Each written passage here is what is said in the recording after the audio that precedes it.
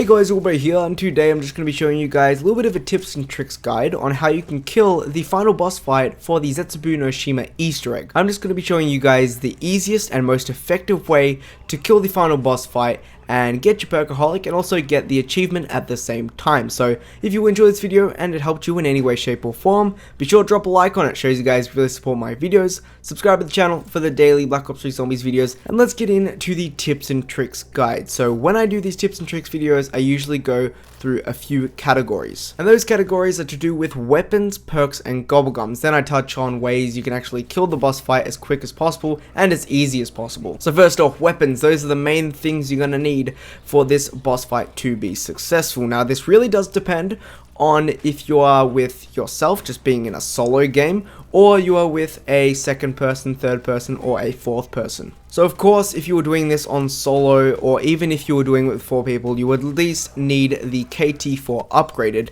Now, you're really going to need the KT4 upgraded to do the Easter egg in general, and also to get into the boss fight location. So if you're on solo, you're going to need to do it yourself, but if you're with either a second person, third person, or a fourth person, they can go and do it, and you can get better guns to go into the boss fight. So if you're on solo, you can actually go and do this upgrade process by yourself, but if you are with a second person, third person, or a fourth person, you can get them to use the KT4 during the Easter egg boss fight, and you can use better and bigger weapons. So with the KT4 out of the way, you're going to need either a secondary, or if you have, mule kick, you will need a third weapon. And the weapons I do suggest is, firstly, you will want to try and get the Marshall 16s out of the mystery box. These weapons are a must-have for the boss fight, as they are easy to use when you're trying to kill Thrashers. Sure, the KT4 upgraded may be good for the Thrashers, but I do suggest the Marshall 16's Pack-a-Punch with possibly Deadwire or Blast Furnace.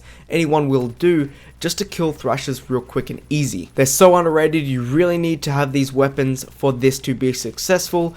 I mean, it only would take about 7 minutes to actually do the whole boss fight itself just by using the Marshall 16s. I also do suggest a LMG such as the Dingo Pack-a-Punch, as this does have a lot of ammo. You can put weapon kits on it to make it have less recoil or to make it reload faster, and this weapon is very effective. So if you do have a chance to go and get this weapon, I do suggest it. It's amazing with the Thrashers, and especially with just killing zombies in general.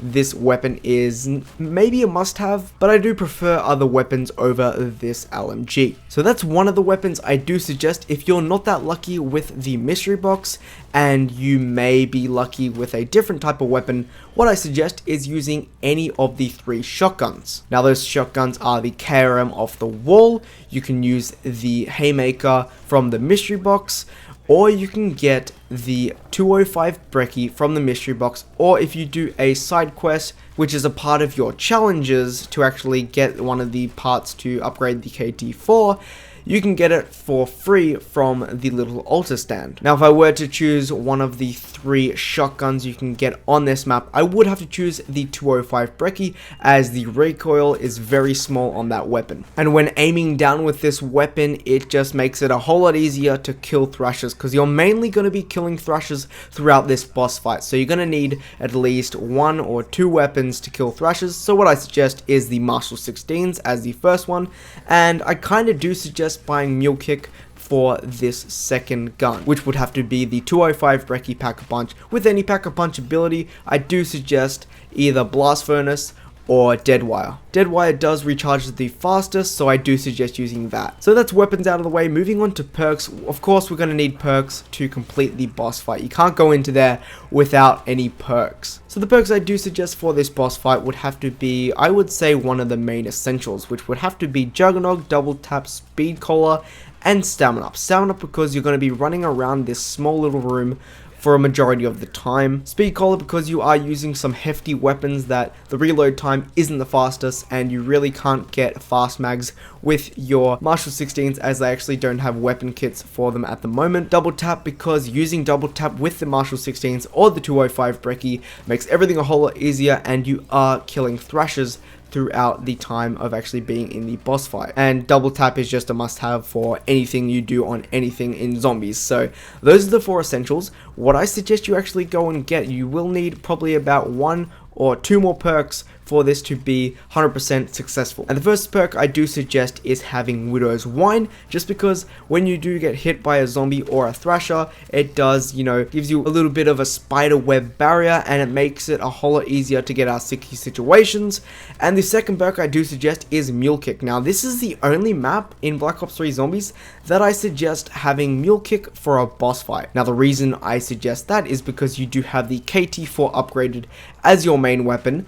For your secondary weapon, you will be having the Marshall 16s, and for your third weapon, because if you buy Mule Kick you can get a third weapon, you would want to have either a 205 brecci or any shotgun that is possible to get on the map. Pretty much the more guns the better, because having more guns you don't run out of ammo as quick as possible, and you kind of have a little bit of a backup gun to use when you're running around killing thrashers. So those are the perks I do suggest for this boss fight. Now you will need quick revive, but in the gameplay I'm going to be showing you that I do this on co-op, so you kind of don't need it for co-op, but if you're doing it on solo, of course, you might want to get quick revive. So those are the perks. Moving on to Gobblegums. So in Black Ops 3, we have a choice of using, I'm pretty sure it's like over 20 mega Gobblegums, and there's a lot to use in the classic Gobblegum genre. Now I do have a selection of Gobblegums I'm going to be telling you about. Now I would like to point out that a few of these Gobblegums you will have to use your liquid diviniums to actually go and get. Now the first Gobblegum I do suggest putting on for the boss fight is Arsenal Accelerator. So what it actually does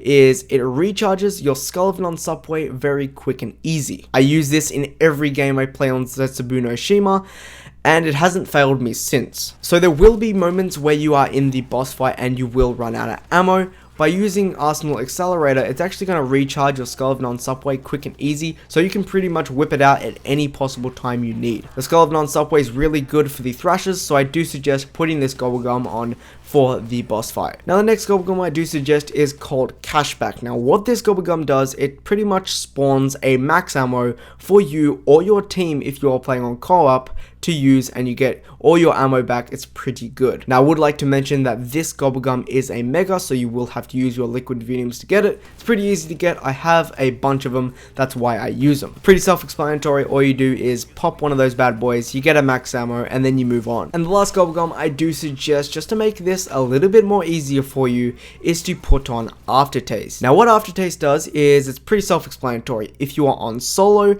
and you go down with all your perks, you will get back up, but without quick revive. So say I have Juggernog, double tap speed cola, and quick revive, I'm going to go down and come up with just Juggernog, double tap, and speed cola. And on co-op it does the same effect, and it does last for 3 rounds. I was actually using this Gobblegum in the boss fight that I'm showing you in the gameplay, and I don't know if I go down or not, but if I do, I go down, I get back up, and I have all my perks back, and I keep going. It's really good. I just find it amazing, and I do use this a lot on co-op. So that is the weapons, perks, and Gobblegums out of the way. Now what you're going to go do is just go down into the boss fight, and you need to kill all the thrashers and Takio 1.0 at the same time. And to do that, what I suggest you do to kill the thrashers real quick and easy, use your marshals. I mean, you've pack-a-punched them for a reason, got either dead wire or blast furnace on them, at least use them. As you can see in the gameplay, I'm just running around killing the thrashers real quick and easy like that. It probably takes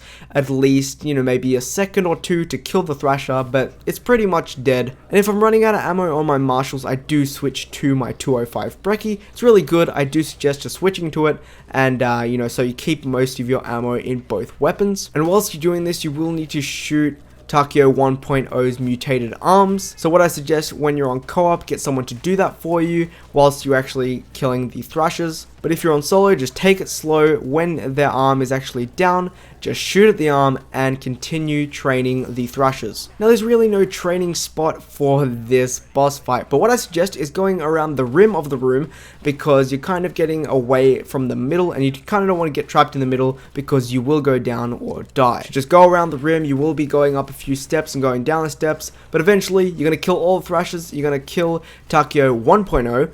and you pretty much completed the Easter egg. And the way you actually did that is by using your Skull of Non-Subway, using your Marshall 16s, your 205 Brecci, and of course the KT4 upgraded. So once you've shot the Thrashers and killed Takeo 1.0, the cutscene will start to play. And then once that is done, you have completed the Easter egg, you are received with your achievement and a free perkaholic to go to the high rounds quick and easy.